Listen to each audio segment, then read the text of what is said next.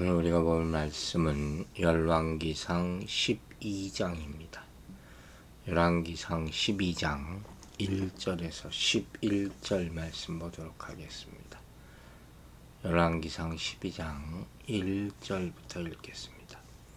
르호보암이 세겜으로 갔으니 이는 온 이스라엘이 그를 왕으로 삼고자 하여 세겜에 이르렀음이더라. 느밧의 아들 여로보암이 전에 솔로몬 왕의 얼굴을 피하여 애굽으로 도망하여 있었더니 이제 그 소문을 듣고 여전히 애굽에 있는 중에 우리가 사람 보내 그를 불렀더라.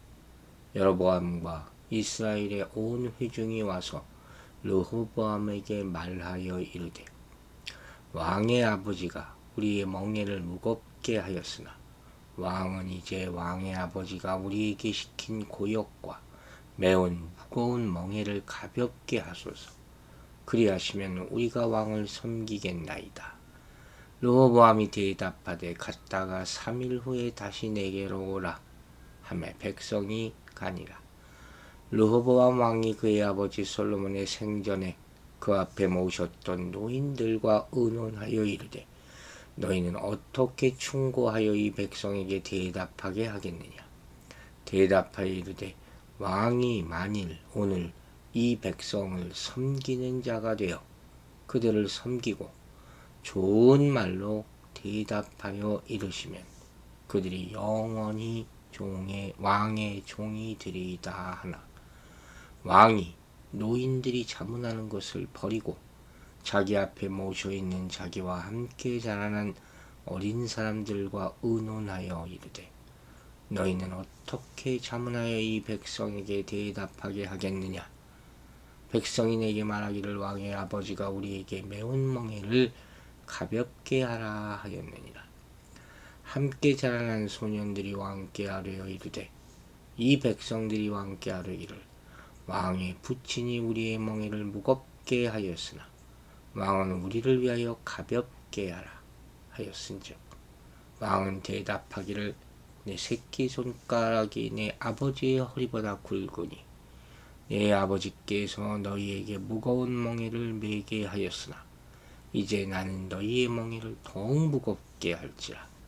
내 아버지는 채찍으로 너희를 징계하였으나 나는 전갈 채찍으로 너희를 징계하리라 하소서. 아멘. 자, 오늘 본문의 말씀은 이스라엘이 무너지는 것을 보여주는 그런 장면이죠. 기회는 있었던 분명히 한마디 대답, 한 번의 결정 조금 더 숙고했었다면, 르호보암이 조금 더 지혜로웠다면, 이 순간에 하나님을 찾았었다면 그런 생각들이 떠오르게 되는 것이죠. 어쨌든 솔로몬이 죽고 나서 르호보암이 왕에 오른 이후에 이스라엘은 급속도로 남북으로 분열되게 되죠. 르호보암의 판단착오 큰 이유가 되겠죠. 실질적인 원인은 다윗 왕 통치 기간 동안부터 계속 누적된 백성들의 불만이었어요. 특히 솔로몬 시대에 부과된 과중한 세금과 부역, 이것이 원인이었다는 거죠.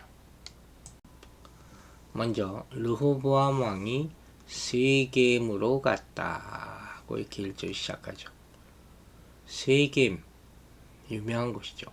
예루살렘 북쪽 약 49km 지점에 위치한 도시, 그리심산과 에발산 산에 있는 사이에 있는 이곳은 청동기 시대부터 번창한 상업도시라고 알려져 있어요.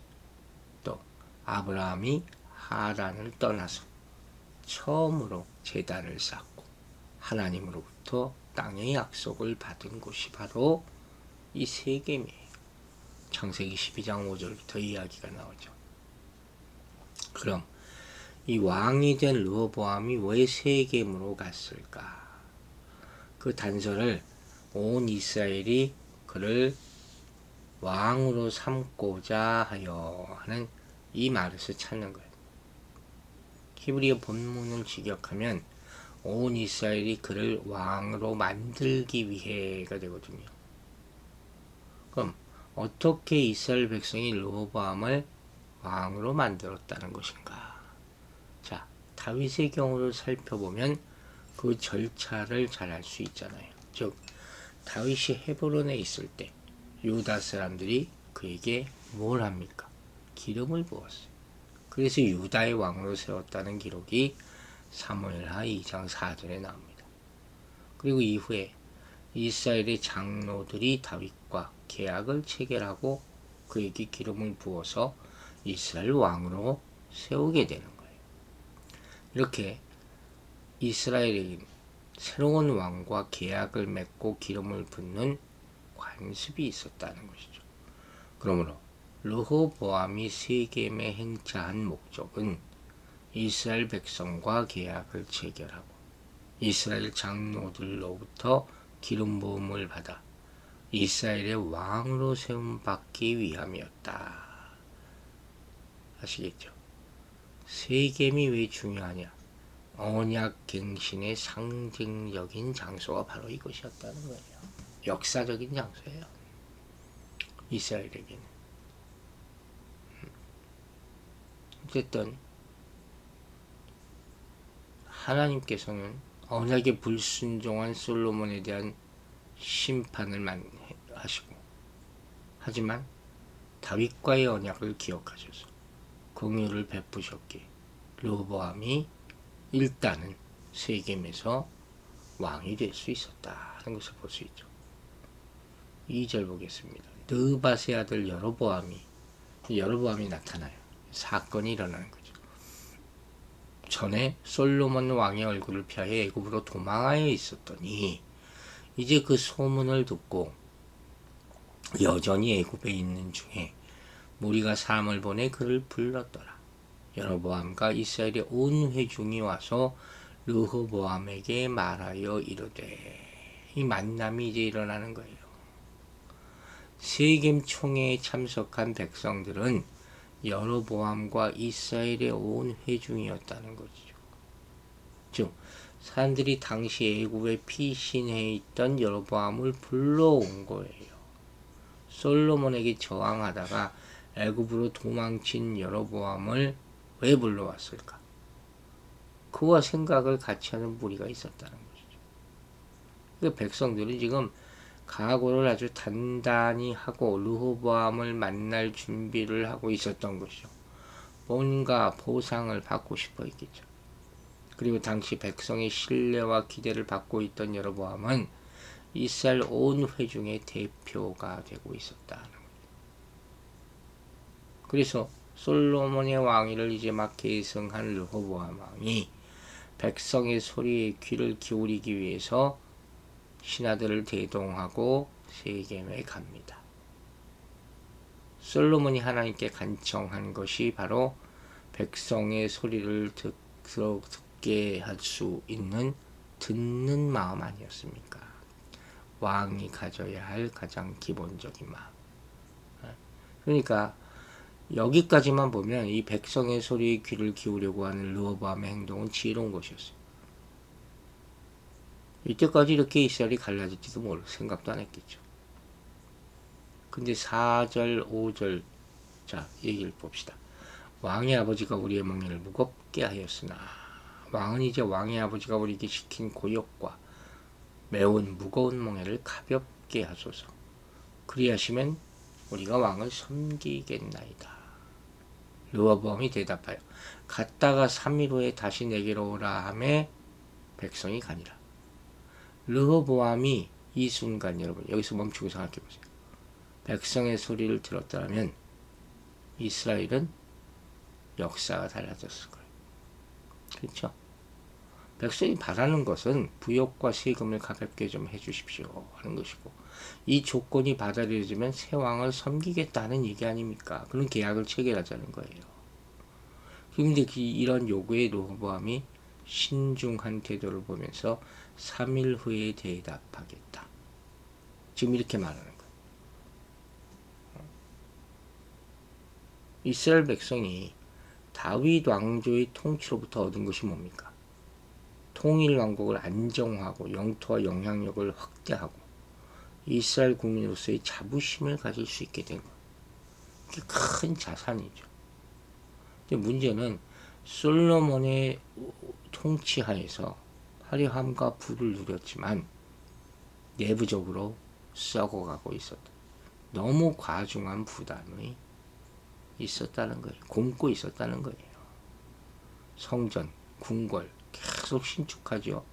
예루살렘 성도 구축, 지방의 도시들을 요새화하고 이 모든 수많은 건축 공사에 이스라엘 백성이 동원될 수밖에 없었고 남편을 부역에 보낸 여인들을 아이들과 함께 힘겹게 생계를 유지할 수밖에 없는 역사적으로 이런 일들이 모든 나라에 다 일어났어요. 또 그러다 보니까 과중한 세금 부담도 있고 그 견디기 힘든 한계점에 도달하는 때가 바로 르호보암 때였단 말이에요. 폭발하기 그야말로 일보 직전인 상황. 그렇게 되자 솔로몬에게 항거하다가 실패하고 도망친 여로보암까지 돌아와. 그래서 르호보암 왕에게 나아갔다는 이 사실 자체가 이제 소위 말하는 민중봉기 같은 게 일어났다는 거예요. 그리고 이제 솔로몬은 두려웠을지 모르지만 새로운 왕의 통치가 시작됐으니까 이때다 하는 거죠. 이때 협상을 해서 좀 받아들일 만한 부역과 세금을 책정해서 좀 소망적인 삶을 살아보자. 백성들이 이렇게 요구할 수 있는 거 아닙니까?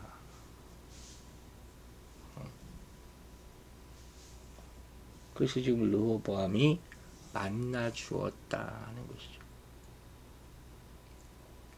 찬스가 있었다니까요.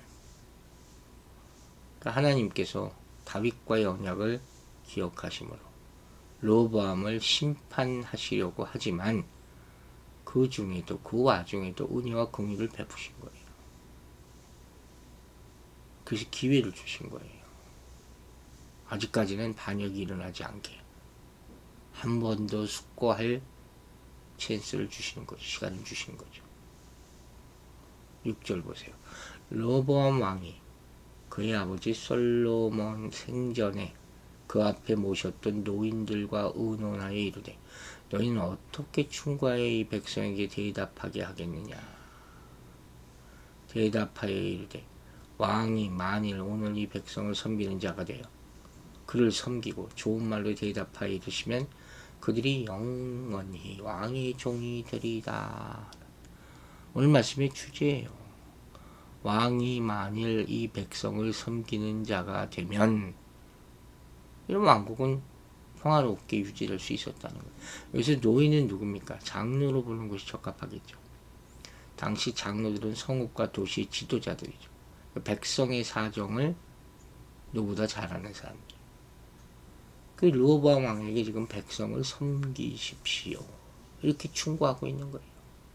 이 길이야말로 백성을 통치할 수 있는 지혜로운 길이다. 당시 보통 백성이 왕을 받들어 섬기는 것이 주변 나라들의 모습인데 이 지파의 장로들은 왕에게 백성을 섬기라고 조언하는 것이죠.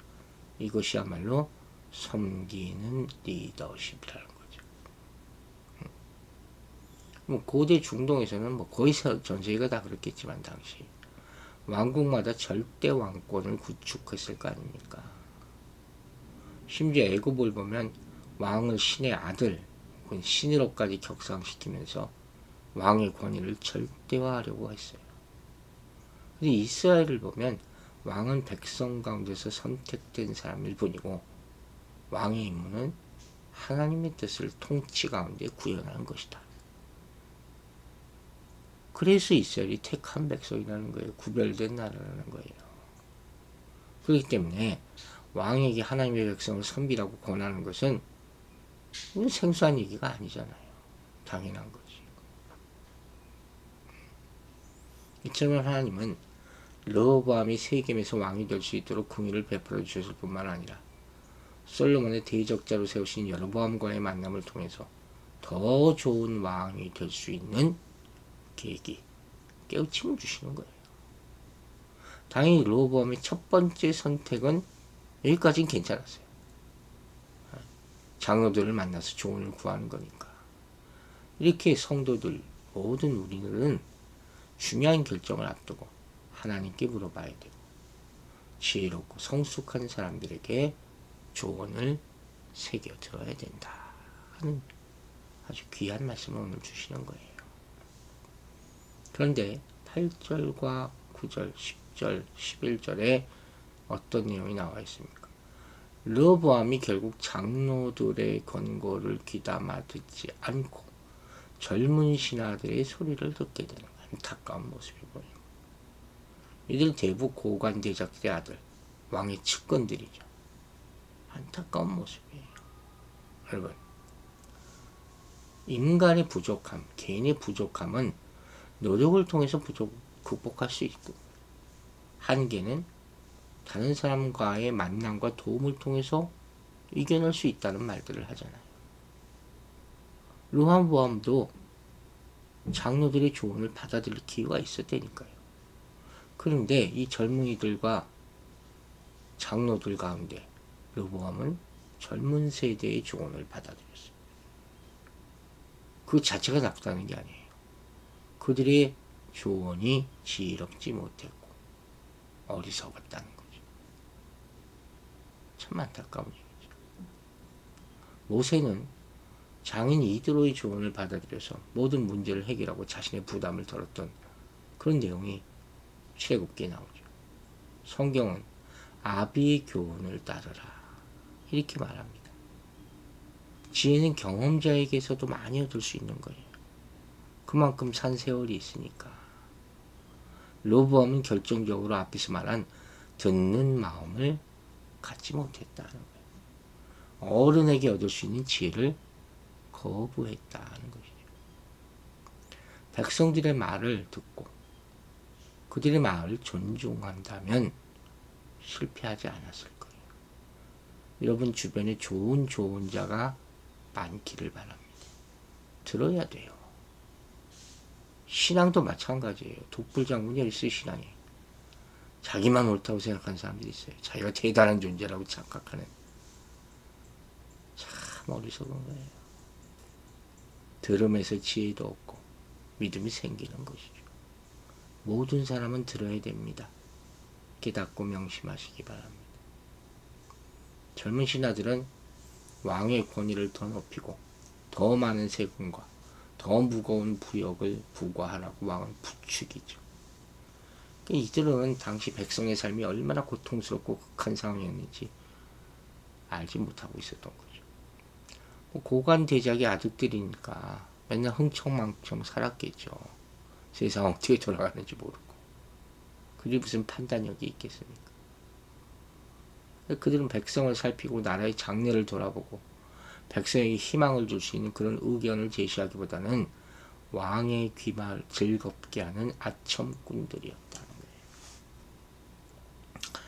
여기 나오는 네 새끼손가락이 아버지 허리보다 굵으니라는 말은 솔로몬보다 더 강력하게 왕의 권위를 세우려는 표현인데 이러한 조언이 르호보암 왕의 자만심만 부추기게 되는 것이죠. 전갈채찍이라는 표현은 백성을 위한 통치가 아니라 백성을 종부리듯 압제하는 통치를 의미하는 것이죠. 여러분, 하나님의 말씀을 듣지 않으면 사람의 소리에 움직이게 되는 거예요. 왕실에서 함께 자라는 어린 사람들처럼 미숙한 자들이 건넨 조언은 백성의 요구를 잔인하게 짓밟아버리고 더 무거운 짐을 지워서 불만을 잠재우라는 것이었죠. 르호보암이 이때 상식적인 판단만 했어도 듣지 않았을 그 어리석은 조언을 따르고 마는 것이죠. 이스라엘이 망할 길로 가는 거예요. 성숙한 사람들이 올바른 조언을 거절하고 미숙한 자들이 어리석은 조언을 따를 때 분열과 비극이 시작됨을 명심해야 할 것입니다. 기도하겠습니다. 아버지 하나님, 우리가 중요한 결정의 순간들이 있습니다. 이때 먼저 하나님의 음성을 구하게 하시고 또 좋은 자들, 많은 경험자들의 의견을 듣는 귀를 갖게 하여 주시옵소서. 나 혼자도 결단하지 말 것이요. 또 어리석은 자들의 유혹과 또 교만한 말에 현혹되지도 말 것이요. 정말 이 정세를 잘 판단하고 지혜롭고 나라와 백성들을 위하는 그런 말씀을 따를 수 있게 우리 마음문을 열게 도와주시옵소서. 오늘도 이 말씀을 듣고 하루를 시작할 때 지혜와 총명의 영으로 우리를 다스려 주시고 우리가 가는 모든 길에 주님의 선택과 인도함이 나타나서 그것만 빛으로 보고 따라가는 믿음을 허락하여 주시옵소서. 감사드리며 예수 그리스도 이름으로 기도했습니다. 아멘.